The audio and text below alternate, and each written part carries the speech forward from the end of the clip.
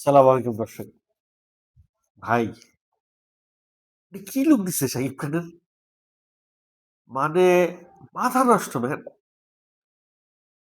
এটা Shakib Khan? I don't believe, I just don't believe this. এত lean figure, এত পাতলা একটা দেহ, কস্টিউমে, মানে একটা মানুষকে যখন ভিন্ন ধরনের পোশাক পরানো হবে আর হেয়ার স্টাইল, দাড়ির স্টাইল যখন চেঞ্জ করে দিবে, তখন একটা মানুষ পুরো দুস্তর চেঞ্জ হয়ে যাবে। আমি জাস্ট কল্পনাও করতে পারি নাই যে শাকিব খানকে আমরা এই ধরনের কোনো লুকে কোনোদিন দেখতে পাবো। এটা আমার কল্পনার বাইরে ছিল। আজকে শাকিব খানের জন্মদিনে অনেকেই আজমান নিশোকে দেখলাম কমেন্ট করছে যে শাকিব খানের জন্মদিনে কিছু দিবেন না। তো শাকিব খানের জন্মদিনে আজমান নিশো একটা থাম্বনেল ক্রিয়েট করেছে।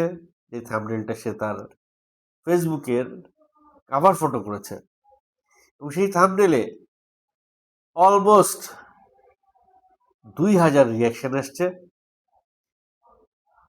প্রচুর কমেন্ট এসছে। এই যে যে থাম্বনেলটা উনি এর আগেই ছবিটা পোস্ট করছে, থাম্বনেল 4 ঘন্টা আগে দিয়েছে। তো এই যে এই থাম্বনেলটাকে একটু ডিসক্রাইব করি আপনাদের সঙ্গে। এই যে শাকিব খানকে দেখা যাচ্ছে, এই শাকিব খান প্রিন্সের শাকিব খানের চাইতে মিনিমাম আরো 20 থেকে 30 কেজি ওয়েট কমাইছে। ধরে নিচ্ছি, তর্কের খাতিরে ধরে নিচ্ছি এটা গলা কাটা ছবি,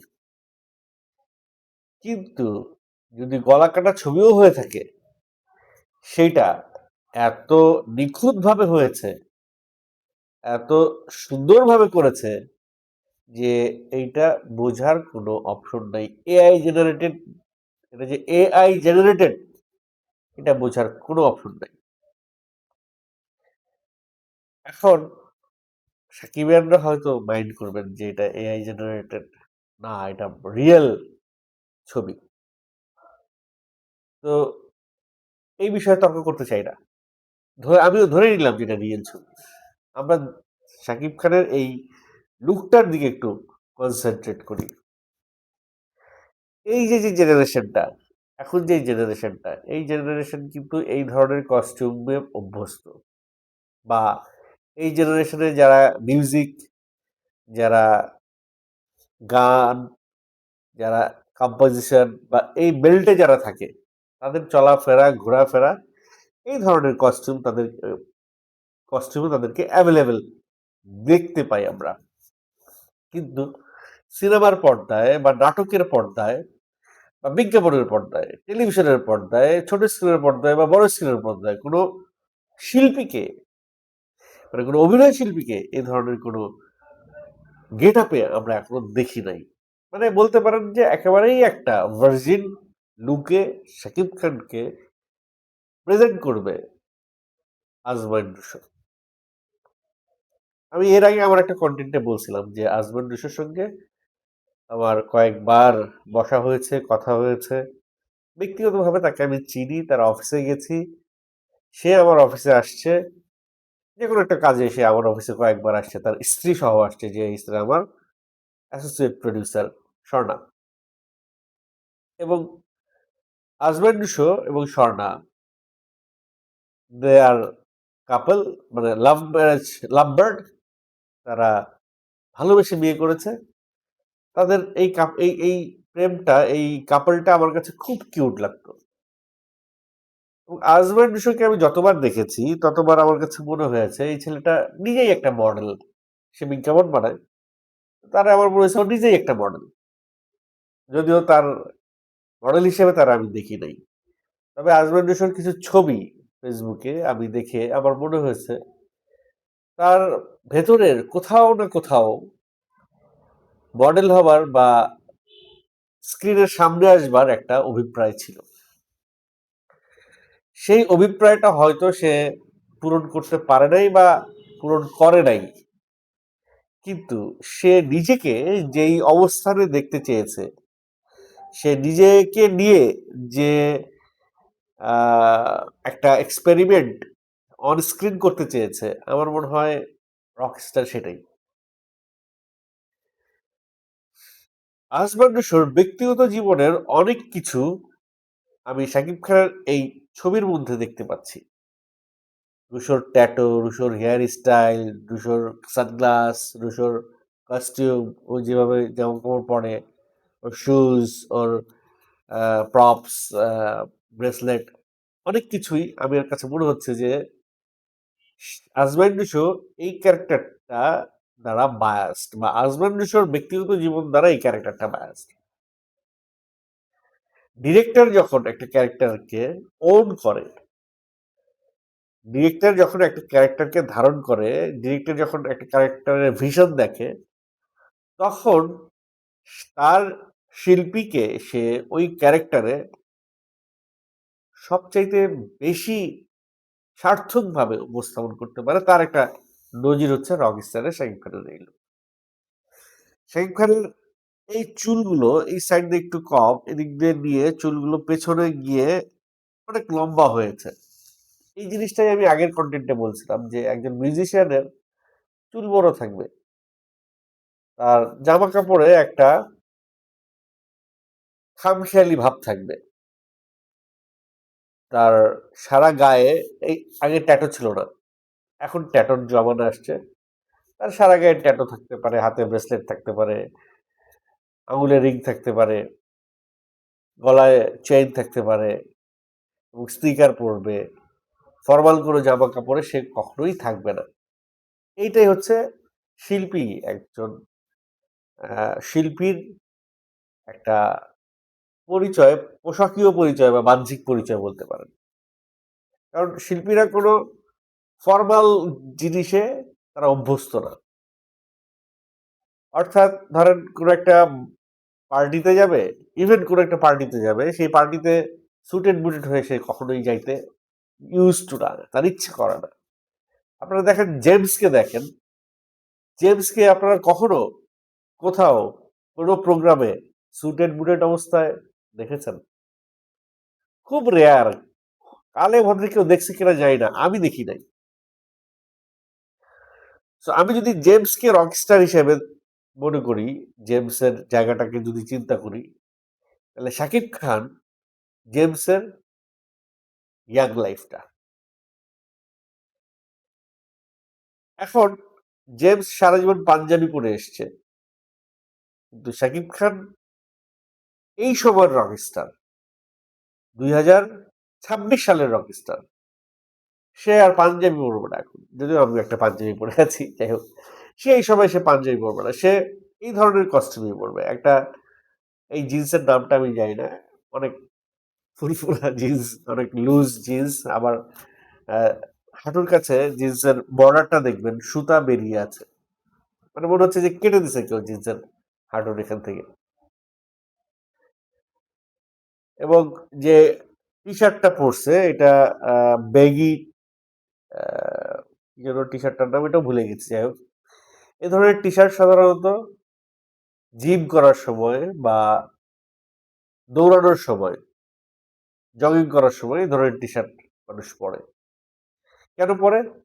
ফ্লেক্সিবিলিটি, একটু আরাম লাগে এ ধরনের জামা কাপড় পরলে, একটু আট আট শার্টের মধ্যে থাকে না, ব্যাপারটা একটু স্বাধীনতা আছে অনেক। তো একজন শিল্পী, বিশেষ করে যারা রকস্টার বা গান গায় বা ব্যান্ড রিলেটেড গান করে, তারা তাদের জীবনে সর্বোচ্চ স্বাধীনতাটা উপভোগ করতে চায়। সেটা পোশাকে হোক, বর্ণনে হোক, দেহে হোক, যে কোনো উপায়ে হোক, তারা তাদের লাইফের সর্বোচ্চ স্বাধীনতাটা সে এনজয় করার চেষ্টা করে। এবং রকস্টারে গল্পটা আমি জানি না, তবে এই ধরনেরই কোনো প্যাটার্ন হয়তো আমরা রকস্টারের গল্পের মধ্যেও দেখতে পাবো। রকস্টারের লাইফ নিয়ে রণবীর কাপুরের সিনেমাটাই বারবার সামনে আসতেছে, রণবীর কাপুরকে দেখানো হয়েছে রকস্টারে। তো কেউ যদি তুলনা করে আমাদের এই দেশে, বলে না যে এনিমেলের কপি, কেজিএফ এর কপি, এখন যদি রণবীর কাপুর যেই গেটআপে ছিল রকস্টারে, সেই গেটআপে যদি শাকিব খানকে রাখা হইতো, অনেকেই বলতো যে এটা রণবীর কাপুরের রকস্টারের কপি। বাট আসমাইন রুশো এমন একটা পথে হাঁটছে, সে এমন একটা গেটআপ শাকিব খানকে দিছে, সে এমন একটা কস্টিউম, এমন একটা ভাইব শাকিব খানকে দিছে, যারা কপি বলে চিল্লায় তাদের আসলে একটু কোণঠাসাই করে ফেলছে। তারা এটার কপি বের করতে একটু কষ্ট হবে তাদের, কোথাকার কপি, কোন জায়গার কপি। যাই হোক, দিন শেষে শাকিব খানকে আমরা একটা ভিন্ন লুকে পেলাম। প্রিয়তমা পর থেকে এক ধরনের ছবি করে আসছিলেন শাকিব খান। তুফান, বরবাদ, প্রিন্স, দর্শকও খানিকটা একঘেয়ে হয়ে যাচ্ছিল। সেই একঘেয়েমিটা থেকে আজমাইন রুশো যে আমাদেরকে বা অর্থাৎ দর্শকদেরকে বের করে নিয়ে নতুন কোনো জার্নিতে নিয়ে যাবে, এটাই অনেক বেশি, এটাই অনেক পাওয়া। এবং সেই জার্নিটা হবে সুপার একটা জার্নি। আমি হলফ করে বলতে পারি যে এই গল্প বরবাদকে ছাড়িয়ে যাওয়ার সম্ভাবনা রাখে। এই গল্প, এই ক্যারেক্টার, এই সিনেমা তুফানকে ছাড়িয়ে যাওয়ার সম্ভাবনা রাখে। কারণ আজমাইন রুশোর নির্মাণের মান নিয়ে আমার কোনো কনফিউশন নাই। সে নাটক বানায় নাই, সে কিন্তু বিজ্ঞাপন বানিয়েছে। সো তার নির্মাণ শৈলীতে সিনেম্যাটিক ভাবটাই সবচেয়ে বেশি থাকবে নাটকের ভাবের চাইতে। কেন এই কথাটা বললাম সেটা আপনারা দর্শকরা বুঝে গেছেন। এখন প্রতিটা ক্ষণ, প্রতিটা সময়ে শাকিব খান নামটা সামনে আসলেই রকস্টার নামটা সামনে আসে। এই ছবি দেখার পরে শাকিব খানের আর কিছুই মনে আসে না। শাকিব খানের অতীতের কোনো সিনেমার কথাই মনে আসে না। শুধু ওয়েট করছি যে রকস্টারটা কবে রিলিজ করবে। যাই হোক, আগামী কুরবানির ঈদে রকস্টার রিলিজ হবে এবং আপনারা জানেন শাকিব খান অলরেডি ঈদের দিনও শুটিং করছে। ঈদের আগ থেকে শুটিংয়ে চলে গেছে। ইভেন প্রিন্সের প্রচার প্রচারণায় তাকে দেখা যায় নাই। অর্থাৎ কুরবানির ঈদের সিনেমাটা হবে শাকিব খানের এমন একটা সিনেমা যে সিনেপ্লেক্স বলেন আর মাল্টিপ্লেক্স বলেন আর স্টার সিনেপ্লেক্স বলেন, ওরা নিজের গালে নিজে থাপড়াবে যদি এই ছবি না চালাইতে পারে। রিলস নিয়ে তারা অনেক পলিটিক্স করছে, কিন্তু রকস্টার এমন একটা জোয়ার নিয়ে আসতেছে, এমন একটা জোয়ার নিয়ে আসতেছে, এই জোয়ারে সব ভাইসা যাবে। গত দুইটা ঈদে তাণ্ডবের পাইরেসি আর প্রিন্সের মানহীন নির্মাণ, এই দুইটার কারণে অনেক হল মালিক পথে বসে যাবে, অনেক হল মালিক পথে বসে যাবে। তার একটা নমুনা কন্টেন্ট আপনারা এই কন্টেন্টের পরে পাবেন। আবার এই রকস্টার দিয়ে অনেক হল মালিক আবার কোমর সোজা করে দাঁড়াবে।